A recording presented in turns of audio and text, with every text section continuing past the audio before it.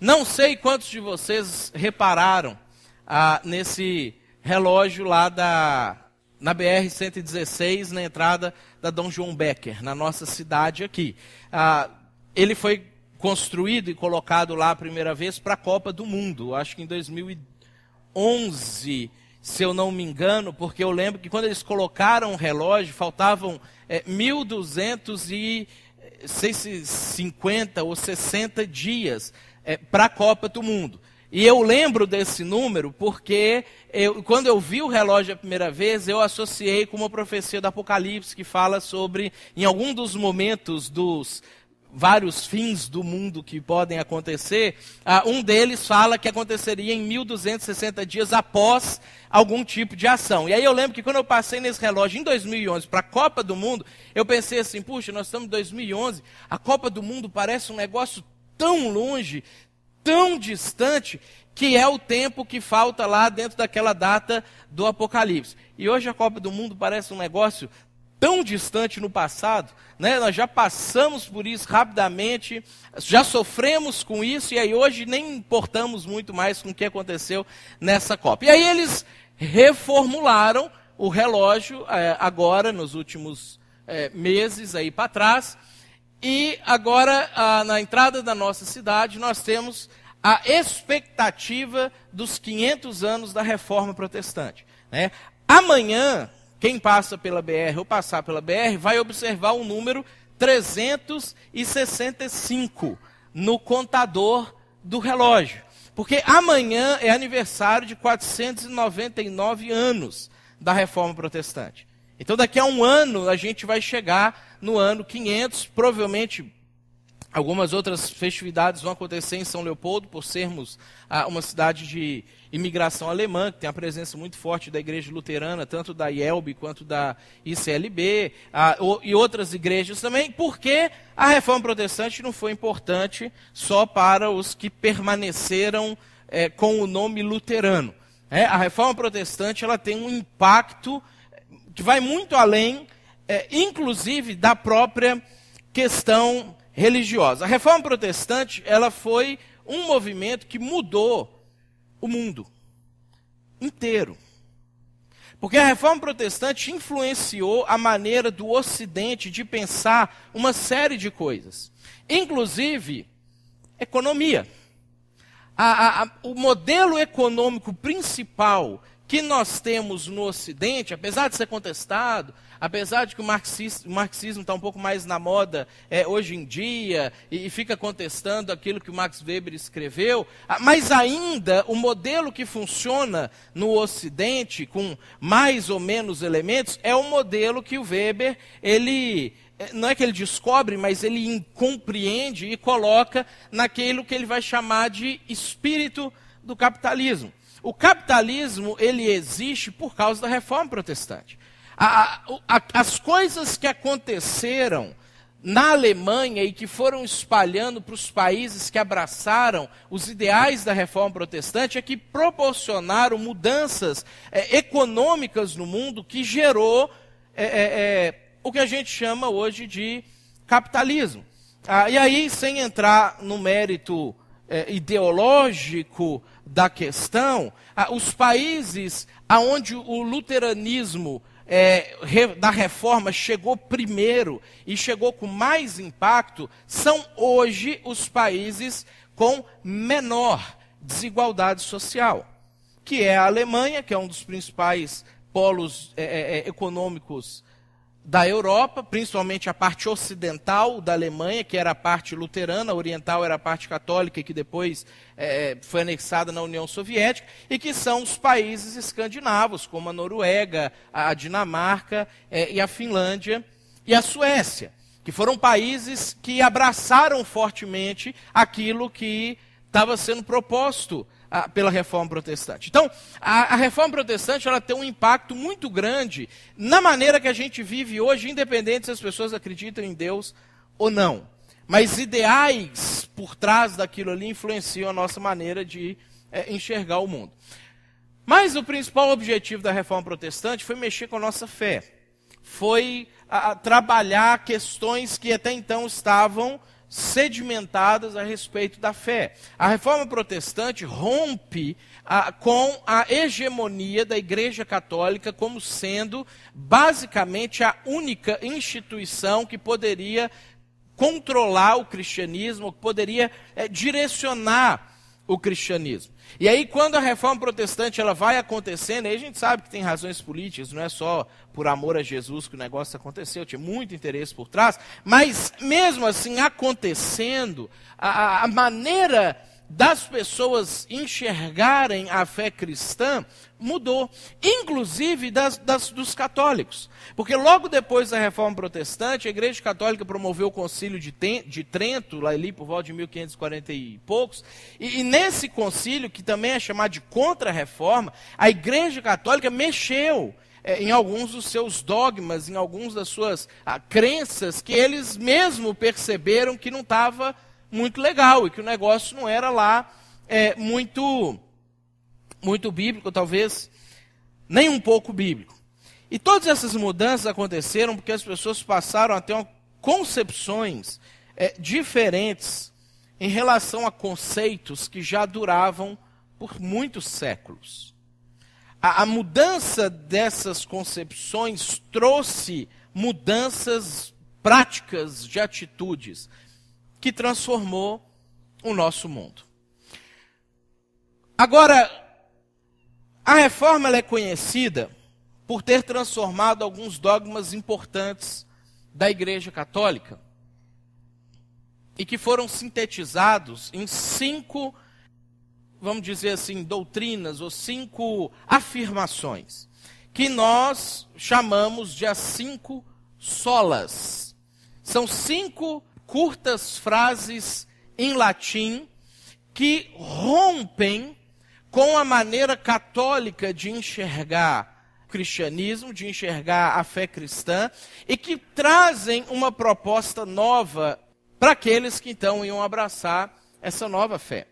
E aí, quando a gente pensa sobre a nossa caminhada de fé, nós que estamos aqui hoje, nós somos daqueles que aceitaram esses rompimentos aqui. Nós somos daqueles que entenderam que essas proposições, de fato, deveriam ser as proposições que devem nortear a vida da gente. Cada uma dessas afirmações, elas têm a sua importância, mas talvez a mais importante, na minha opinião, dessas aqui, e ao mesmo tempo a mais complicada da gente definir com clareza, e talvez a mais complicada da gente experimentar na prática, seja a questão da fé, que possivelmente é a que vai inclusive basear as outras 4 afirmações. Lutero, quando ele vai promover a reforma protestante, ele traz a doutrina da justificação pela fé como sendo a doutrina central daquilo que ele estava fazendo. Ou seja, a ideia de que você vai ser salvo, você vai ser perdoado, de que Deus vai te dar uma nova chance, Deus vai te dar uma nova oportunidade, pela fé. Isso talvez não cause um impacto tão grande quando a gente escuta no começo, mas isso mexe muito com a nossa maneira de enxergar as próprias questões de fé.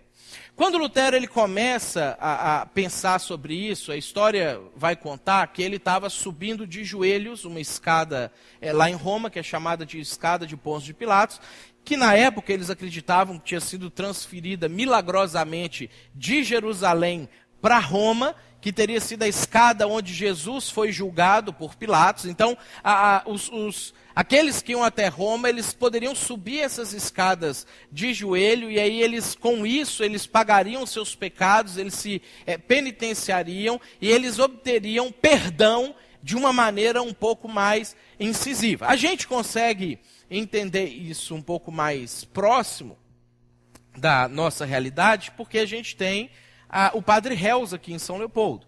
né? É uma igreja que é uma igreja de peregrinação, aonde habitualmente a gente vê pessoas indo até lá pagar algumas promessas. Pode ser que alguns de vocês que estão aqui já fizeram isso em algum momento. Agora, uma coisa que é interessante é que mesmo que a gente não acredite mais, ou nunca tenha acreditado que pagar esse tipo de penitência possa trazer algum tipo de alívio para a gente, esse tipo de coisa está muito entranhado dentro da gente.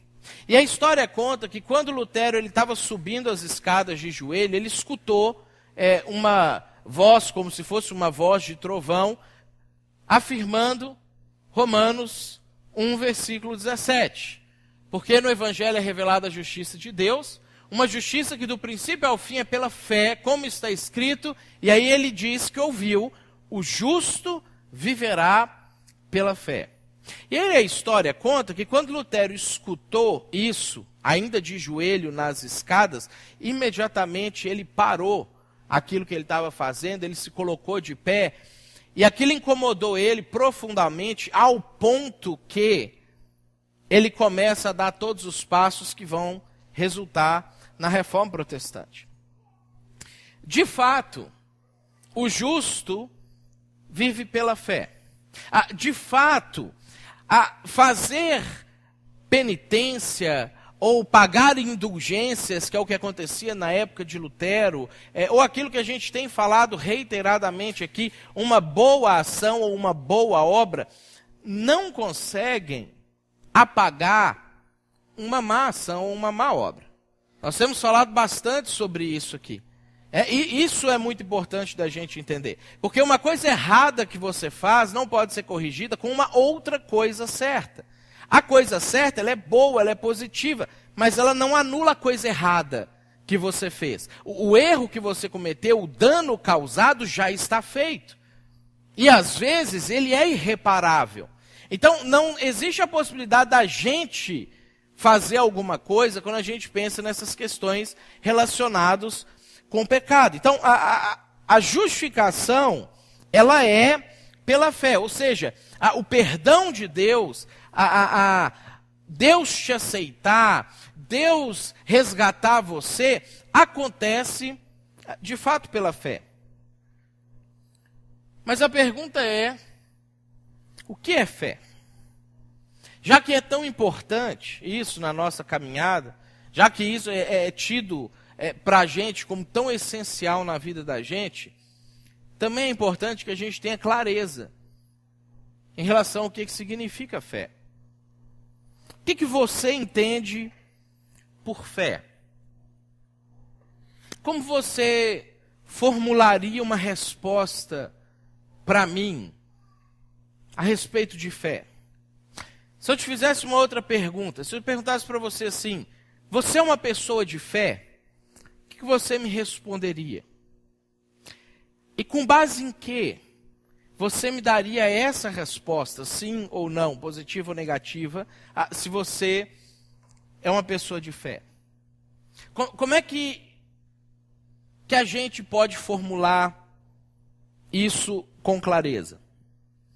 Você já falou para alguém assim, ou pensou consigo ao longo da sua vida? Acho que eu estou perdendo a minha fé. A frase que eu, como pastor, escuto bastante. Pessoas que chegam e falam, eu acho que eu estou perdendo a minha fé. E a primeira pergunta que eu faço é, o que é fé para você? Para você estar falando, porque você percebe que fé não é uma coisa assim tão óbvia da gente trabalhar. Ou quantas vezes talvez você já falou para alguém que chegou para você, contou um problema muito complexo, muito difícil, relatou alguma coisa ruim, às vezes, que está acontecendo, e você respondeu para a pessoa assim, puxa, tenha fé. O que você quis dizer quando você disse para a pessoa, tenha fé? O que era a sua expectativa?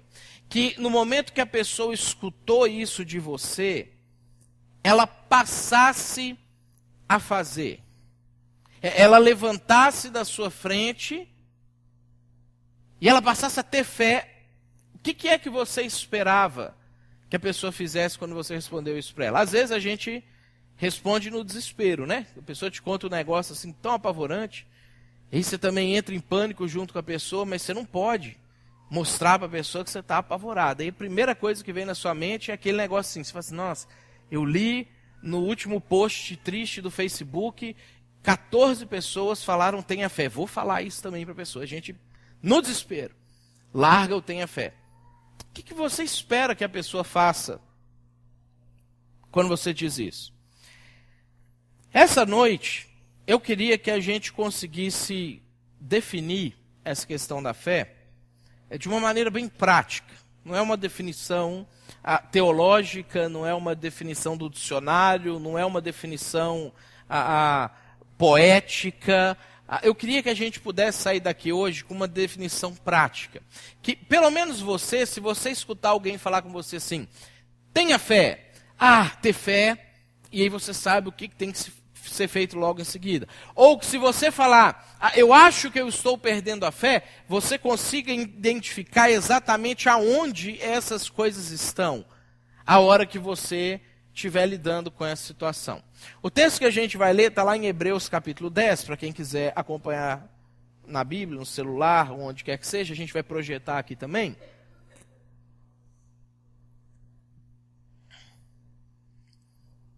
Hebreus capítulo 10, a partir do versículo 32, nós vamos ler até o 39, mas o nosso pano de fundo vai ser o capítulo 11. Porque quando o escritor estava escrevendo essa parte, ele já estava com essas ideias do capítulo 11 na cabeça dele. E aí a gente não tem tempo nem como explorar o capítulo 11, eu sugiro, e talvez, quem sabe hoje você sai daqui despertado com vontade de ler o capítulo 11 depois da mensagem. Seria interessante para você ler o capítulo 11. Mas eu queria que a gente entendesse o contexto, o pano de fundo da ideia dele, para a gente poder fazer uma transposição para a nossa vida. Para a gente tentar entender como é que isso aplica na realidade dele também. Lá no versículo 32, então, Hebreus 10, 32, ele começa essa parte falando assim, lembrem-se dos primeiros dias, depois que vocês foram iluminados. O escritor está falando para pessoas que ouviram Jesus ou caminharam com pessoas que tinham visto Jesus. Esses primeiros dias que ele está falando aqui são exatamente os primeiros dias da fé cristã. Coisa que, às vezes, para a gente está muito distante. Às vezes a gente pensar da possibilidade de alguém ter andado com Jesus pode parecer uma coisa quase que surreal. Mas ele está escrevendo para a gente que participou o dia que Jesus partiu o pão lá e multiplicou os pães e os peixes, que comeu aquele peixe que Jesus pegou nele, mesmo sem ter lavado a mão nem nada, mas aí a mão miraculosa de Jesus já matava os germes, e aí eles comiam e ficavam abençoados com aquilo ali. É gente assim, é gente que chorou quando Jesus morreu, e que falou, não acredito, quando escutou que Jesus ressuscitou, e que chorou quando viu Jesus ressuscitado de novo. São essas pessoas que estavam lá nos primeiros dias. Essas são as pessoas que estão recebendo essa carta. Então, olha o que é que ele vai falar em seguida. Ele fala assim, lembra dos primeiros dias, quando vocês foram iluminados? Quando vocês, depois de terem passado por isso tudo, receberam o sopro de vida do próprio Deus sobre vocês, que é o Espírito Santo, que encheu vocês de vida, que transformou a maneira de vocês enxergarem o mundo, que abriu a cabeça de vocês para uma nova realidade. Lembram desses dias? Aí ele continua dizendo, quando suportaram muita luta e muito sofrimento. Espera aí, a gente não espera que iluminação vai para o Buda. Iluminação trouxe ele gordão daquele jeito, quase flutuou. né? Iluminação parece ser um negócio bom de se alcançar. Algumas vezes vocês foram expostos a insultos e tribulações. Em outras ocasiões, fizeram-se solidários com os que assim foram tratados. Ou seja, se você não passou por isso, você conhece alguém que passou por isso.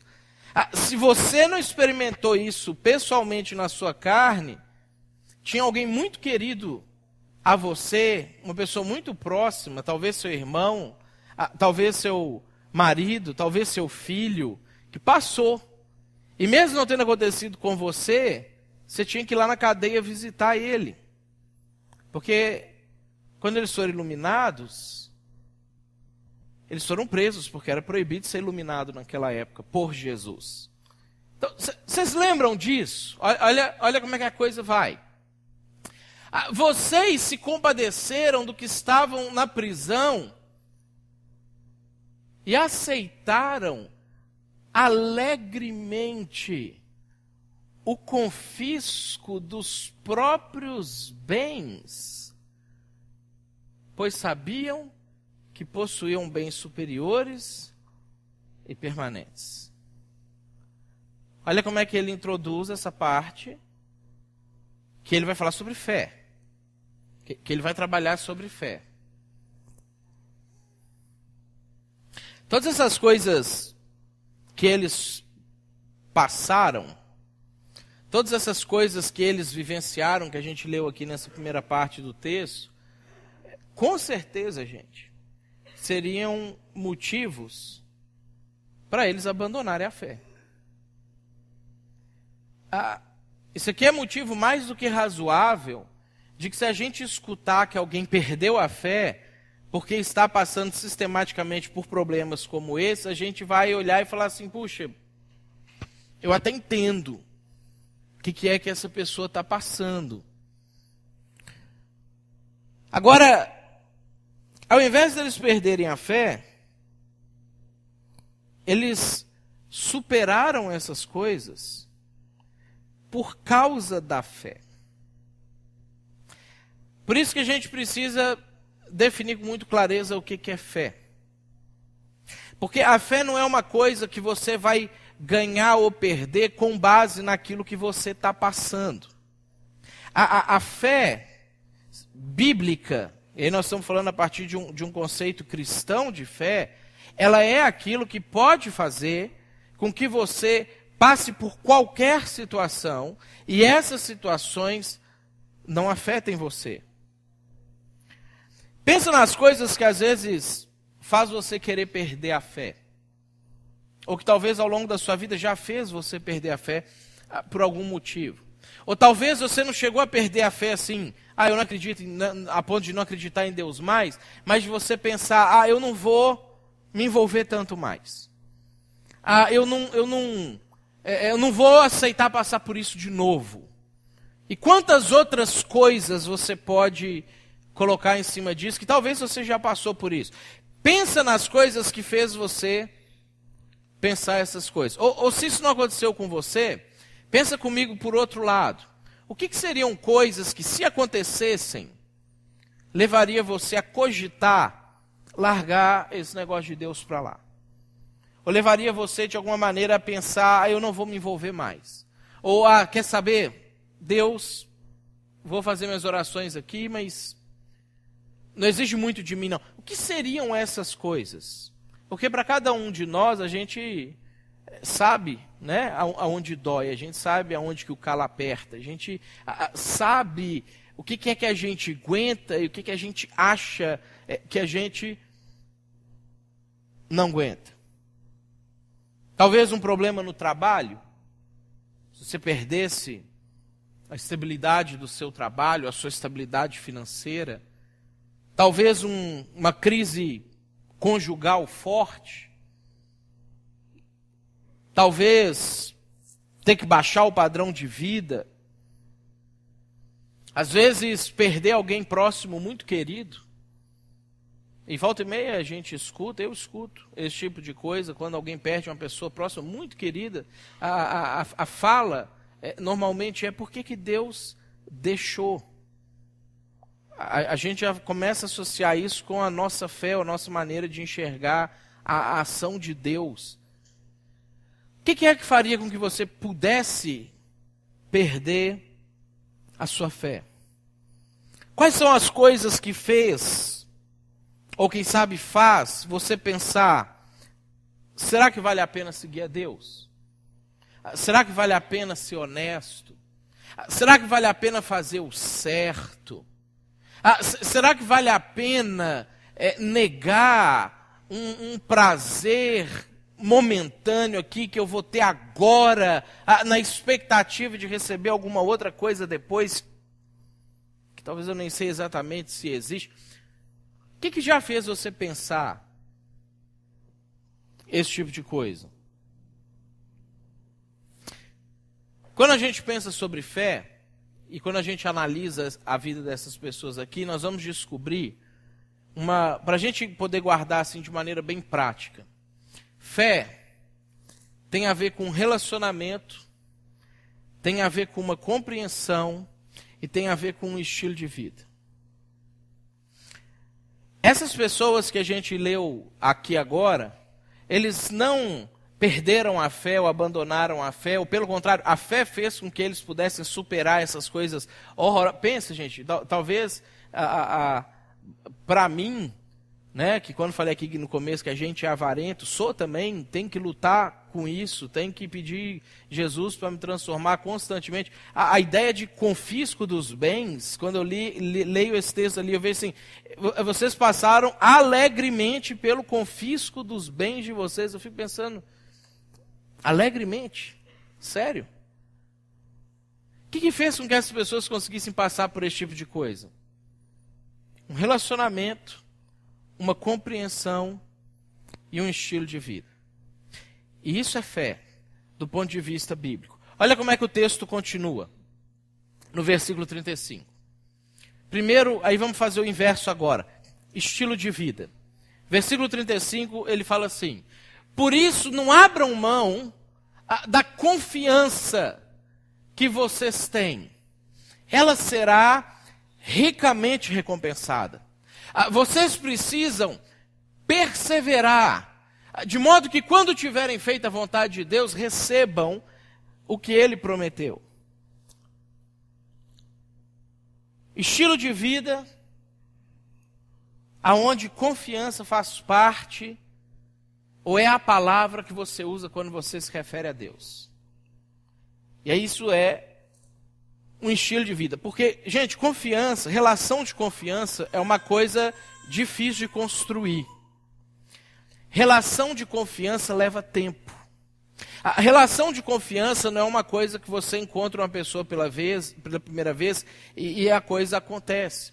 Por isso que, às vezes, uma das grandes mentiras que a gente conta ou que a gente escuta de alguém, quando alguém quer falar sobre Deus para a gente, ou quando alguém quer falar sobre Jesus com a gente, é que a pessoa chega para a gente e fala assim: olha, se você aceitar Jesus, se você buscar a Deus, se Deus fizer parte da sua vida, todos os seus problemas vão acabar.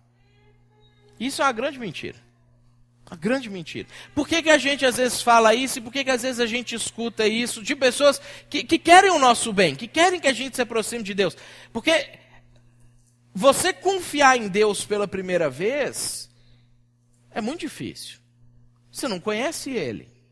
Por que você vai confiar numa pessoa que, além de nunca ter visto, você nunca vai ver enquanto você estiver vivendo aqui?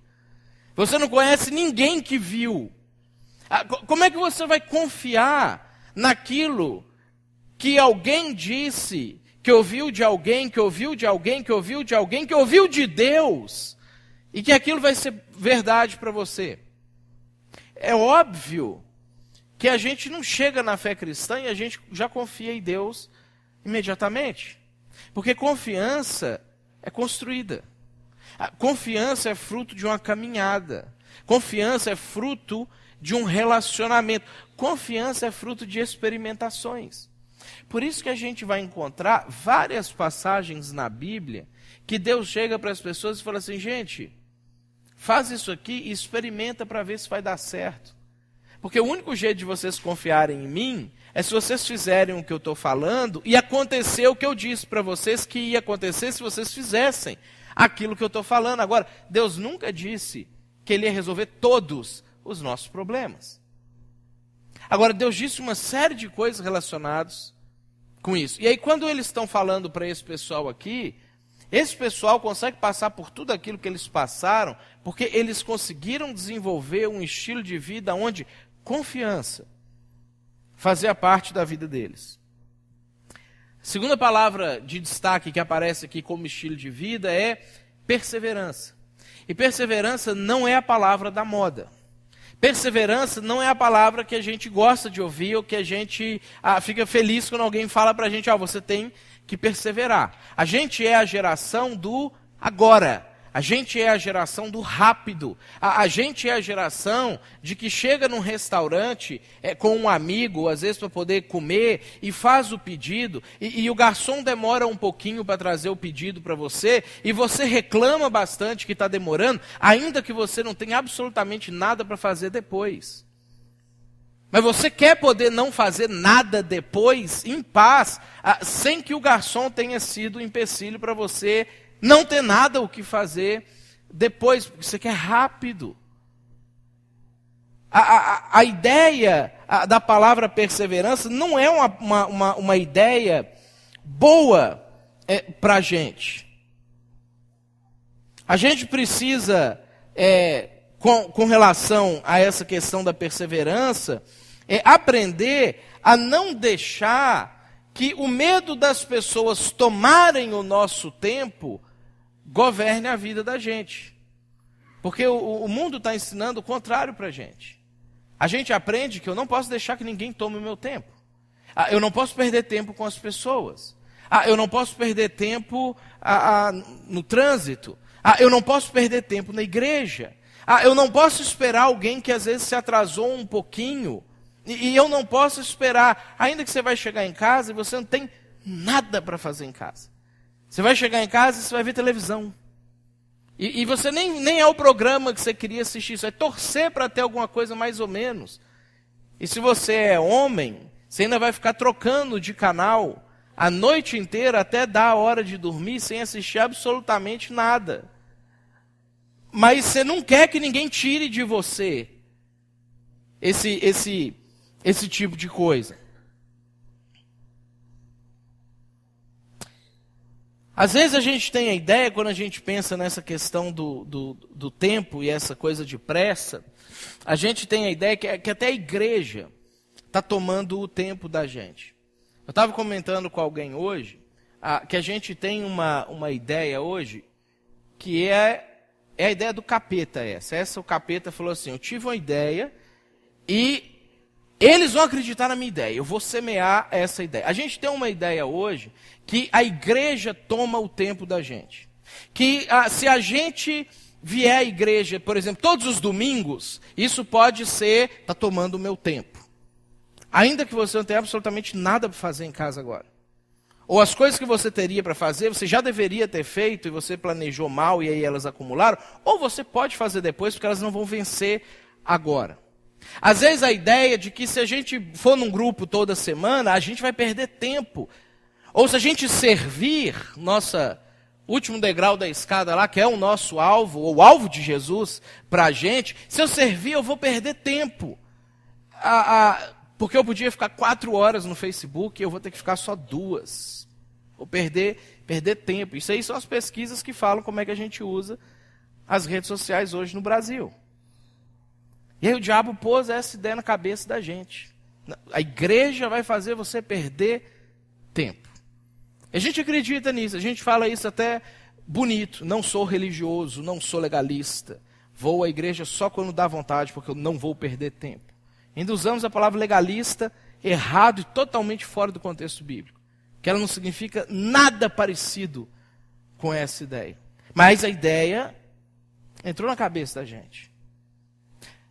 Nós não temos o hábito de perseverar. Isso não faz parte do nosso estilo de vida moderno.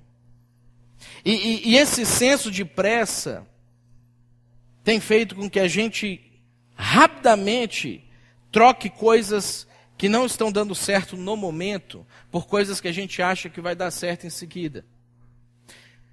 Porque olha só, se a gente volta um pouquinho aqui, ó, no texto que a gente estava lendo, se você pensar nessa situação aqui, lembra do primeiro dia que você foi iluminado, quando suportaram muita luta, muito sofrimento, algumas vezes vocês foram expostos em suas tribulações, em outras ocasiões fizeram solidários com os que assim foram tratados, as compadeceram de quem estava na cadeia, aceitaram alegremente o confisco dos próprios bens. Isso não é uma fé que está dando certo. Não deu certo ter sido iluminado. Não funcionou esse negócio de aceitar Jesus, porque o que está acontecendo? E a nossa geração não está habituada a perseverar em coisas que não dão certo imediatamente. Isso não faz parte do nosso estilo de vida. E esse é o estilo de vida da fé, na prática. Continuando no texto, avançando um pouquinho aqui, ele fala o seguinte, ó. Ainda nesse texto aqui, mas vamos trocar as palavras-chave desse texto. Ele diz que isso vai acontecer de modo que quando tiverem feito a vontade de Deus, recebam o que Ele prometeu. Esse é um segundo aspecto prático da fé, é compreensão. Fé não é uma coisa cega. Fé não é uma coisa que você, eu vou dar um passo de fé, fecha o olho e anda. Isso não é fé. A gente usa a palavra às vezes assim. Mas fé não é uma coisa que você faz cegamente. Fé não é uma coisa estúpida. Fé não é você dar sorte para ver se a coisa vai funcionar ou não vai funcionar. Fé é compreensão. E olha que quando ele vai falar sobre fé para esse pessoal aqui, ele fala assim, ó, isso aqui aconteceu, esse estilo de vida, vocês só puderam viver ele, isso vale para a gente só vai conseguir viver um estilo de vida que é totalmente contrário ao que a nossa geração tem vivido, se a gente entender a vontade de Deus e a gente entender aquilo que Ele prometeu. Somente se a gente compreender as coisas que Deus falou, as coisas que Deus fez e as coisas que Deus está fazendo. A gente só vai conseguir compreender, a gente só vai conseguir viver a fé se a gente compreender o que Deus prometeu. Eles sabiam que eles tinham bens superiores e permanentes, não porque eles viram esses bens superiores e permanentes, mas porque eles acreditaram em Deus quando Deus disse que isso haveria para eles. E eles tinham uma compreensão a respeito das coisas de Deus. Quais são os planos de Deus? Se eu perguntar para você, quais são os planos de Deus para a cidade de São Leopoldo? Que você me responda de uma maneira um pouco mais aprofundada do que todos tenham paz. Ou que todos aceitem Jesus. Não. De que forma que Deus deseja que isso aconteça? Para o Vale dos Sinos. Porque quando a gente fala sobre compreensão do que Deus está fazendo, não é aquela compreensão solta no espaço. Não é uma frase pronta. É fruto de estar acompanhando.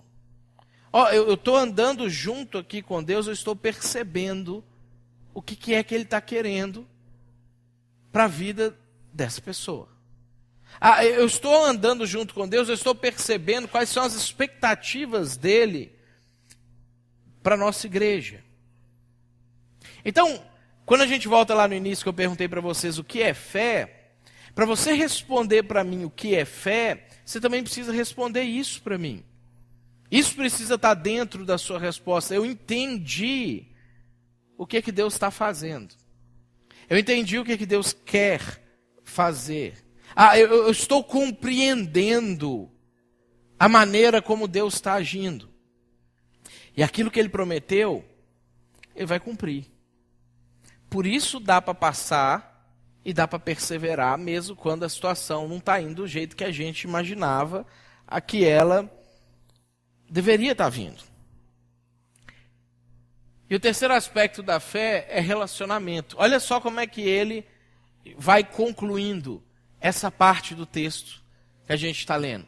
Pois em breve, muito em breve, aquele que vem virá e não demorará. Mas o meu justo viverá pela fé, e se retroceder, não me agradarei nele. Olha como é que essa frase, ela é uma frase visceral. Olha como é que ela é uma frase emocional. Várias emoções a gente tem contido aqui. Primeiro, expectativa da vinda. Eu estava ontem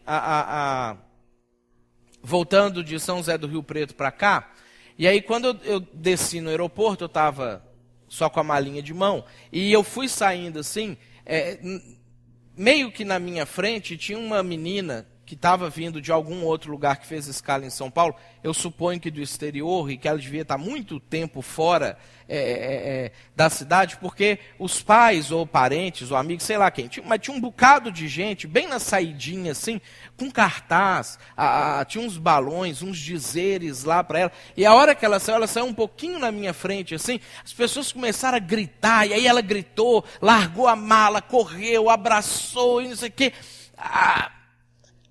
Aquele que vem virá. Essa é a ideia do texto.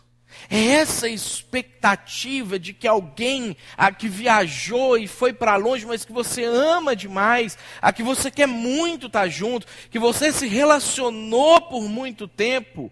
A Gorete e Geraldo vivenciaram isso agora na semana passada, né, com a vinda da Andressa, 3 anos na Alemanha, né?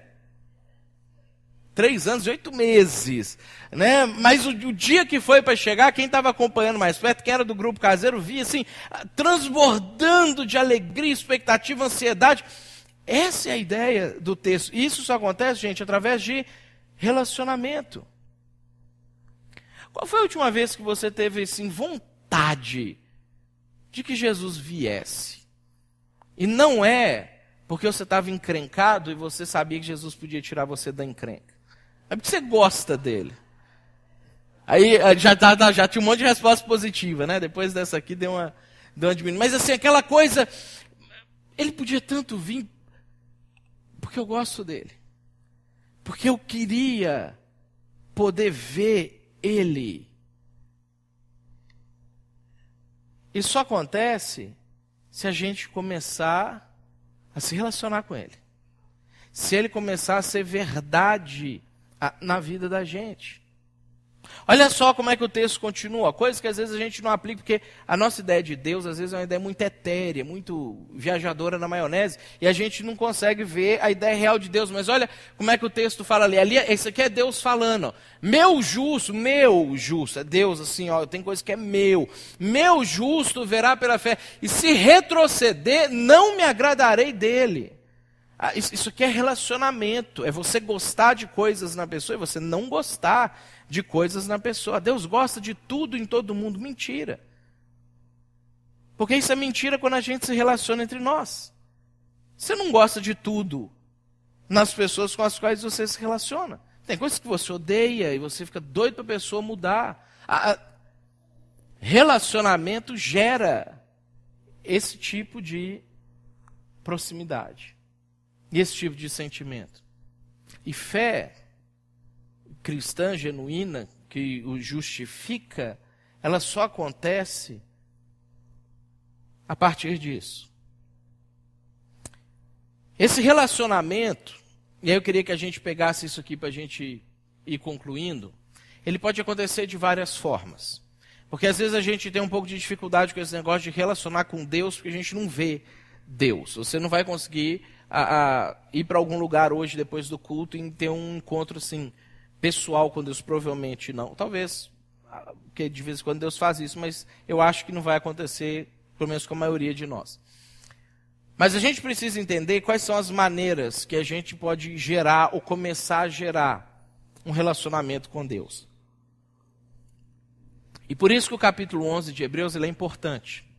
Porque é no capítulo 11 que a gente vai conseguir perceber tudo isso que a gente leu aqui agora acontecer no dia a dia das pessoas. Eu separei 3 personagens para a gente analisar rapidamente eles. Primeira maneira de relacionamento Nós vamos encontrar lá no capítulo 11, no versículo 7, que é o exemplo de Noé. Porque aí agora o escritor vai falar de várias pessoas que viveram pela fé. Olha só o que o texto diz. Pela fé, Noé, quando avisado a respeito de coisas que ainda não se viam, movido por santo temor, construiu uma arca. Noé tinha um relacionamento privilegiado com Deus, que Deus falava com Noé assim, igual estou falando com você aqui agora. Deus chegou para Noé e falou assim: Noé, constrói a arca para você salvar a sua família, alguns animais, que vai vir uma chuva aí, vai arrebentar com tudo. Esse era o nível de relacionamento de Deus com Noé. Aí você pode pensar assim: não tem como eu me relacionar com Deus, porque Deus nunca falou comigo. E talvez nunca vai falar, ou então só vou me relacionar o dia que Ele falar comigo. Olha como é que o texto é legal, porque ele vai mostrar outros níveis também. Vamos ver outro personagem lá no versículo 22. Pela fé, José, outro personagem, no fim da vida, fez menção do êxodo dos israelitas do Egito e deu instruções. José era um sujeito mais ou menos que nem a gente. Ele nunca ouviu Deus falar com ele. Deus nunca apareceu para José assim e falou com ele.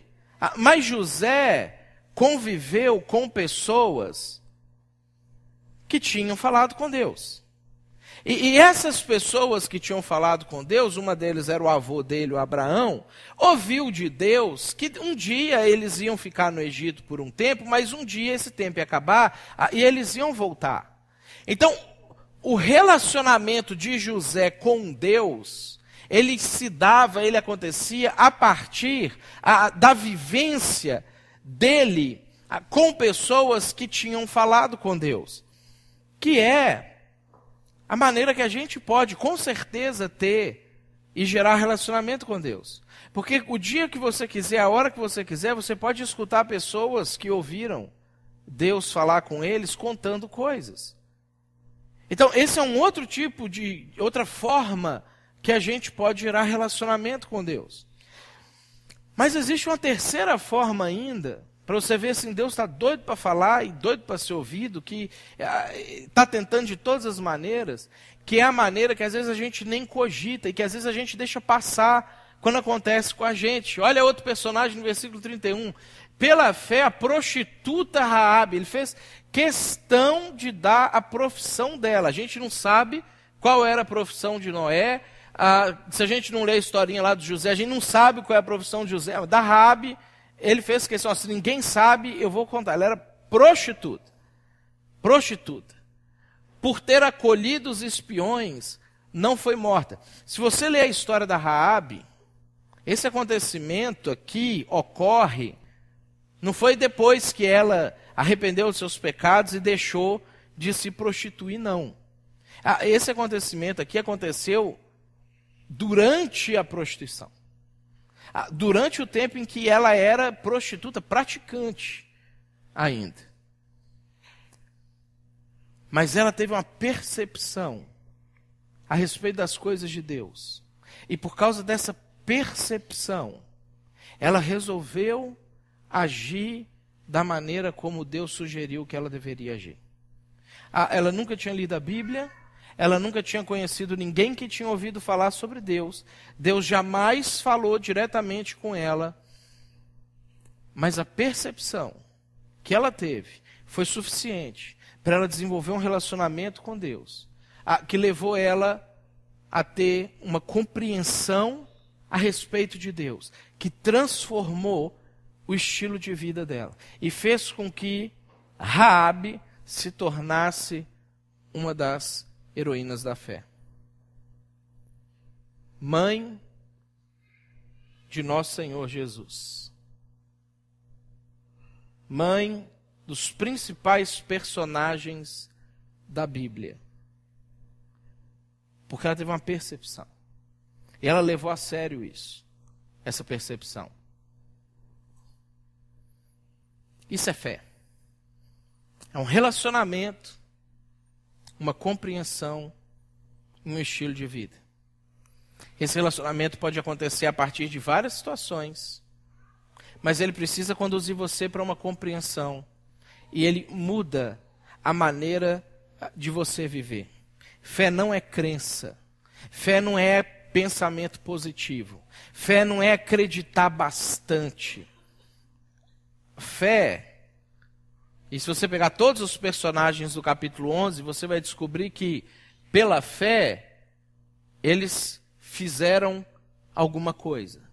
Pela fé o Noé construiu, pela fé o José deu instruções, pela fé a prostituta acolheu, porque a fé leva a gente a fazer coisas. E aí, por entender errado esse negócio de fé, e às vezes esse é o perigo protestante de justificação pela fé, a gente começa a acreditar que é possível a gente ter fé em Deus e não fazer nada, já que a salvação não é por obras. E a gente jamais pode esquecer aquilo que Tiago diz para a gente lá na sua carta, quando ele está falando sobre justificação pela fé, ele falando a respeito de Abraão, ele fala assim: verifiquem que uma pessoa ela é justificada por obras e não por fé somente. Porque a fé da Bíblia, a fé grega, a fé romana, a nossa fé ocidental é crença. É você acreditar com força, acreditar com vontade, o negócio vai acontecer. A fé bíblica, ela transforma a sua vida. Ela muda seu relacionamento com Deus, sua compreensão a respeito de Deus. E isso promove um estilo de vida que é diferente do estilo de vida que a cultura deseja que a gente esteja inserido nele. Eu queria que a gente tomasse o versículo 39 do capítulo 10 como um lema para a gente. Quem sabe você decora esse versículo e acorda todo dia e fala ele a hora que você tiver com vontade de avacalhar, a hora que você tiver com vontade de deixar a fé, a hora que você fraquejar, a hora que alguma coisa acontecer que não estiver indo muito bem. Olha como é que o escritor conclui, falando sobre fé. Nós, porém, não somos dos que retrocedem e são destruídos, mas dos que creem e são salvos. Nós não somos dos que retrocedem. Nós não somos daqueles que voltam atrás. Nós não somos daqueles que, em face às dificuldades que surgem ao longo da vida, abandonam a caminhada com Deus.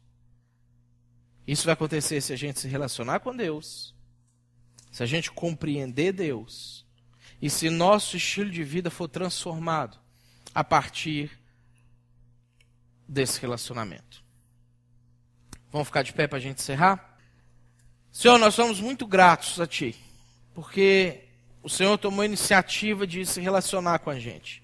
O Senhor tomou a iniciativa, e foram várias vezes que o Senhor fez isso, de vir até nós, de se mostrar a nós, de falar com a gente, mesmo quando a gente vacila, mesmo quando a gente se afasta, e o Senhor continua fazendo isso.